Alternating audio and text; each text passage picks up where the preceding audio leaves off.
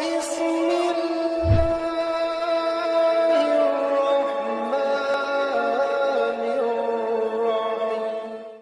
کو ذہن میں رکھیں، یہ کون لوگ ہیں؟ ہمیں زیارت کا بہت ثواب بتایا جاتا ہے نا، ہے زیارت کا ثواب، لیکن زیارت بامعرفت کا ثواب ہے۔ یہ جن لوگوں کو اللہ کہہ رہا ہے تم سمجھ رہے ہو یوں ہی جنت میں چلے جاؤ گے، جب تک کہ اللہ نے بھی دیکھا نہیں ہے تم میں سے کون اس کے راستے میں جہاد کرتے ہیں اور کون میدانوں میں ڈٹے رہتے ہیں۔ یہ وہ لوگ تھے جو ہر روز کئی مرتبہ رسول اللہ کے چہرہ اقدس کی زیارت کرتے تھے، جو کائنات کا افضل ترین چہرہ ہے، افضل ترین زیارت ہے، اس چہرے کو ہر روز دیکھتے تھے۔ لیکن اللہ کہہ رہے ہیں اگر بات نہیں مانو گے، ذمہ داری ادا نہیں کرو گے، یہ زیارتیں تمہارے کام نہیں آئیں گی۔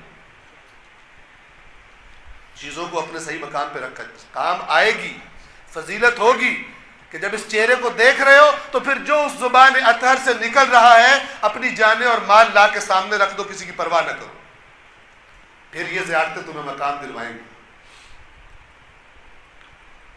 ایک بندہ کہے میں ہر روز مولا علی کی زیارت کرتا ہوں، مولا علی فرمائے میرے ساتھ نکلو جہاد کے لیے، کہے مولا جہاد پہ نہیں جا سکتا، پیٹ میں درد ہے میرے۔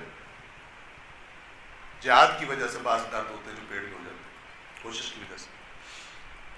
یہ مولا علی کی زیارت کام آئے گی اس کو، توجہ فرمائے، نہ صرف یہ کہ کام نہیں آئے گی بلکہ جرم گنی جائے گی۔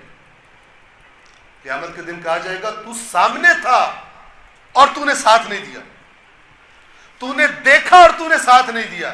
اور اسی فارمولہ کو اپلائی کر لیں وہ لوگ جو امام حسین علیہ السلام کا چہرہ ہر روز دیکھا کرتے تھے لیکن ساتھ نہیں گئے، اس راستے پر نہیں چلے جس راستے پر چلنے کی امام حسین دعوت دے رہے تھے۔